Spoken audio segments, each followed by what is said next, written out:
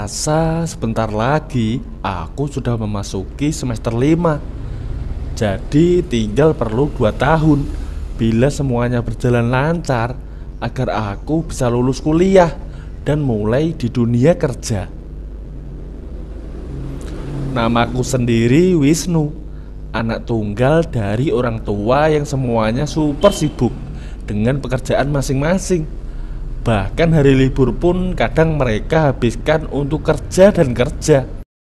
Meski aku tahu semua itu juga untukku, namun aku juga perlu perhatian dari orang tua. Bukan cuma kebutuhan saja yang dipenuhi, tapi selalu jarang mendapat kasih sayang. Di rumah aku hanya berdua dengan Mbok Tiem, pembantu yang sudah puluhan tahun kerja di rumahku. Entah berapa umurnya, namun ku taksir sudah hampir 50 tahun.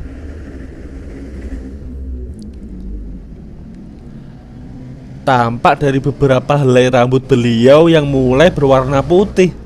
Apalagi dia juga sudah punya cucu yang tinggal di kampung.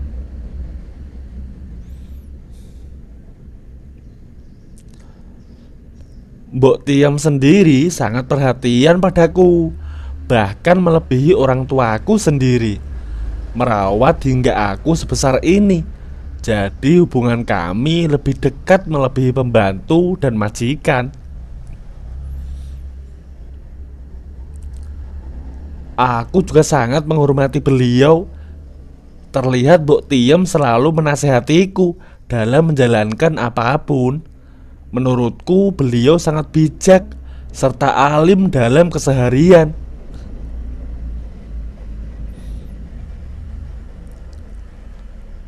Namun pandanganku berubah seketika saat tahu kenyataan sebenarnya dari Mbok Tiem. Dan tentu membuatku kaget serta tak percaya, mengingat selama ini beliau biasa saja. Saat itu aku baru pulang dari kampus untuk menyerahkan tugas akhir di semester. Dan karena malas bawa kendaraan sendiri, aku pilih naik ojek online untuk pulang.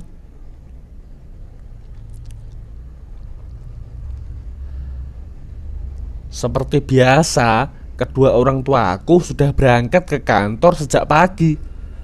Setelah membayar ojek, aku langsung masuk karena memang pintu pagar tak dikunci.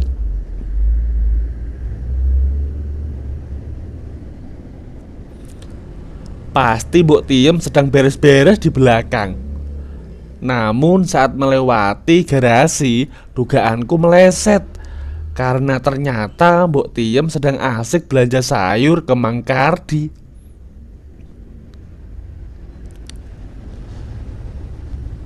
Usia Mang Kardi sendiri terpaut 5 tahun lebih tua dariku.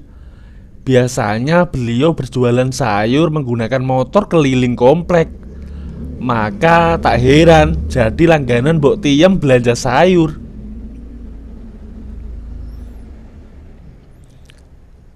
Tapi sekarang beda. Mbok Tiem tampak asik dengan lobak milik Mang Kardi yang tentu masih muda dan punya rasa lebih segar karena sejak tadi terus mendapat pujian dari Mbok Tiem.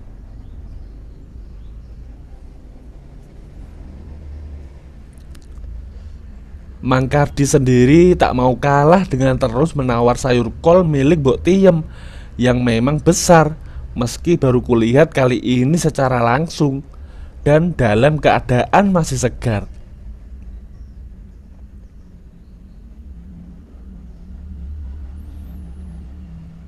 Karena tak ingin mengganggu acara belanja Mbok Tiem dengan Mang Kardi, aku memilih pergi dan pulang nanti saat mereka sudah menyelesaikan kegiatan bertukar sayur yang rahasia ini.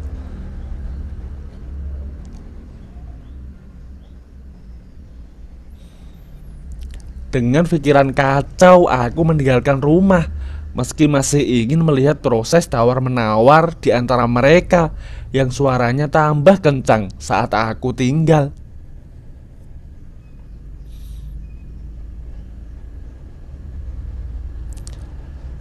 Tak kusangka bila Mbok Tiem masih suka dengan sayur segar. Dan pasti Mang Kardi memberinya gratis, karena dia juga dapat sayur kol yang besar dari Mbok Tiem.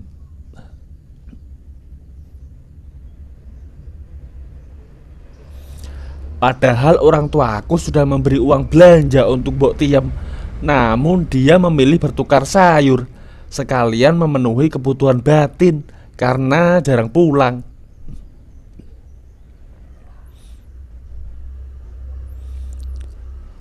Aku yang tahu tentu sangat penasaran bagaimana awal mula semua bisa terjadi.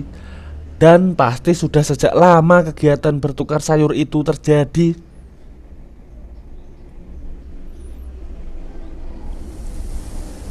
Bila ku amati, Mbok Tiem dan Mang Kardi tak malu-malu lagi.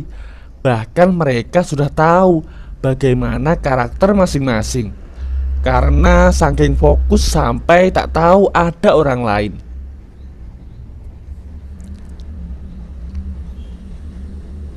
Karena sudah sangat mengganggu pikiran dan tak bisa aku selesaikan sendiri, akhirnya aku memilih untuk mengantar Mbok Tiem pulang kampung hari ini, sekalian liburan di rumahnya.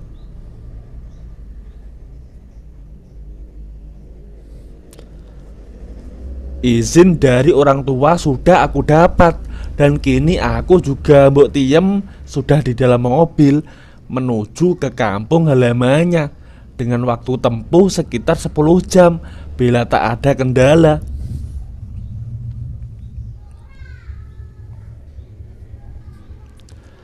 Selain kasihan Mbok Tiem pulang sendiri, aku juga ingin minta sayur kol yang ia selalu bawa, karena sudah pernah melihat saat dikupas Mang Kardi waktu itu.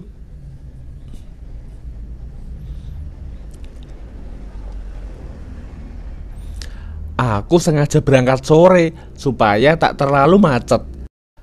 Terlebih ini perjalanan jauh, jadi aku harus menghemat tenaga dan stamina untuk menyiapkan semua yang telah aku pikirkan.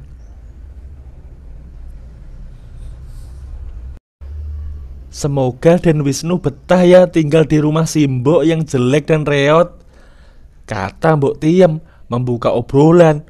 Karena sejak tadi aku diam sambil memikirkan segarnya sayur kol itu.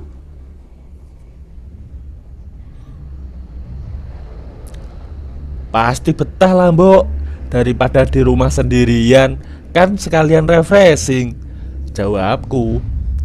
Syukur kalau gitu Den, di sana pemandangannya bagus-bagus, pasti Den Wisnu suka. Iya Mbok, pasti Wisnu suka. Apalagi kalau dapat kol besar itu, pasti tambah betah lagi, kataku sambil melirik.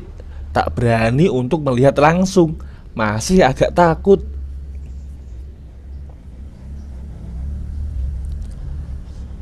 Iya Den, di sana juga banyak yang menanam sayur kol, soalnya tanahnya subur, jawab Mbok Tiem yang sepertinya belum paham maksudku, karena dia pikir rahasianya masih aman.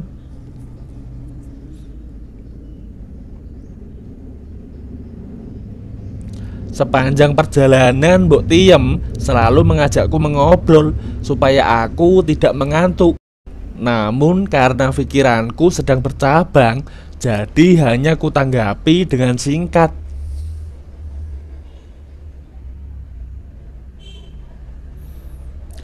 Hari pun sudah mulai gelap dan perutku juga sudah lapar. Ingin segera makan sekalian istirahat, melemaskan otot kaki yang sejak tadi menginjak pedal.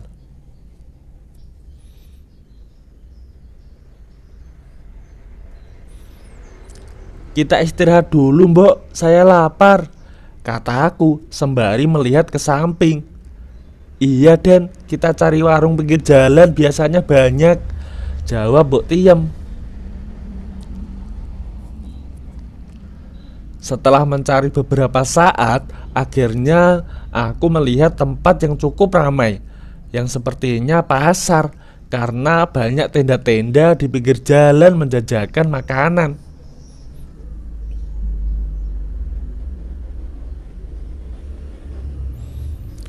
Aku dan Mbok Tiem pun turun lalu memesan makanan dalam jumlah yang cukup banyak. Bahkan Mbok Tiem heran mengingat tak biasanya aku makan sebanyak ini.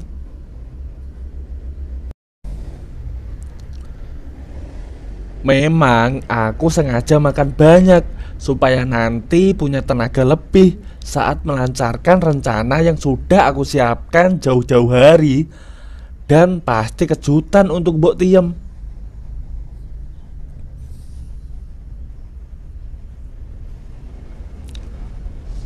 Tak ada yang spesial saat kami makan. Hanya beberapa kali aku melirik ke depan saat makan karena ada pemandangan indah di malam ini.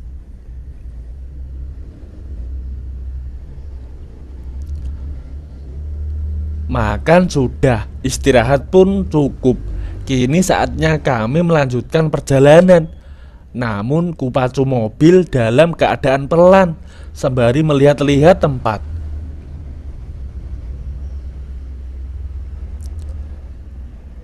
Dan Wisnu ngantuk, kok mobilnya pelan? Kata Mbok Tiem yang sadar. Enggak kok Mbok, tapi Wisnu cuma mau tanya sesuatu sama Mbok Tiem. Boleh enggak? Kataku dengan berdebar.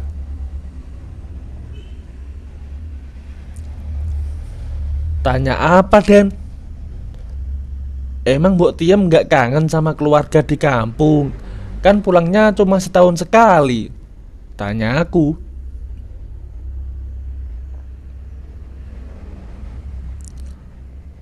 Ya kangen lah Den, tapi namanya juga kerja, jadi mesti dijalani. Jawabnya. Terus kebutuhan dalam gimana emang? Cukup kalau gitu? Tanya aku mulai penasaran. Den Wisnu ini ada-ada saja. Sibuk kan sudah tua, jadi sudah gak perlu. Jawab Mbok Tiem sambil tersenyum, namun terlihat palsu.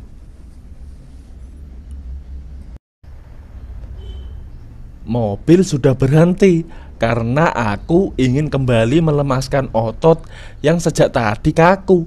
Ditambah setelah makan membuat semakin tak nyaman. Jadi lebih baik dilegakan.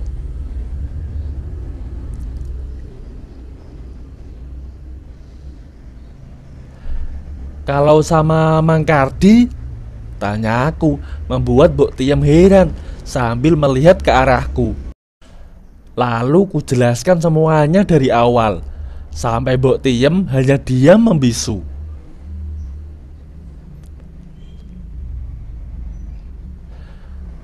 Katanya sudah gak perlu, kok sama yang muda masih aja.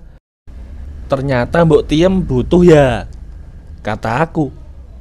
Sekarang Wisnu mau coba sayur kol milik Mbok Tiem, mumpung bisa, imbuhku. Aku sudah tak ingin bicara lagi, lebih baik langsung. Meski awalnya Mbok Tiem bingung, tapi setelah ku beri dia lobak milikku, dia kaget dan mulai menerima.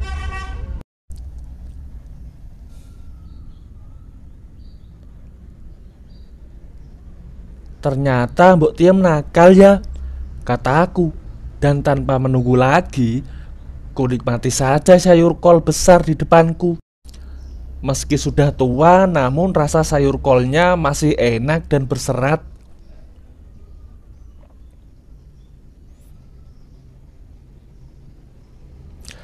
Ini pertama kali aku bisa seperti ini, dan tak pernah aku bayangkan sebelumnya. Kalau bisa mendapat suatu kesempatan yang besar dalam hidupku dari Mbok Tiem.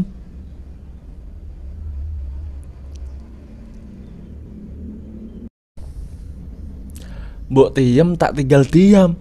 Beliau malah memberiku semangat agar menghabiskan sayur kol miliknya yang ukurannya besar. Meski tak pernah dia rawat, namun punya tanah subur. Gak nyangka kalau kol milik Mbok Tiem enak banget. Wisnu bisa minta terus buat tambahan gizi, ucapku. Pasti Den, Simbok siapin setiap hari. Tapi jangan lupa Aden buat Simbok.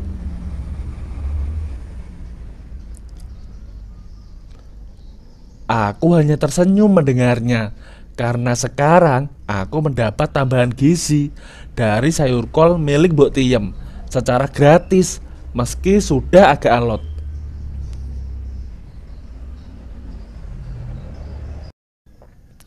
Gimana menurut kalian? Apa yang harus aku lakukan selanjutnya? Tulis komentar kalian di bawah dong.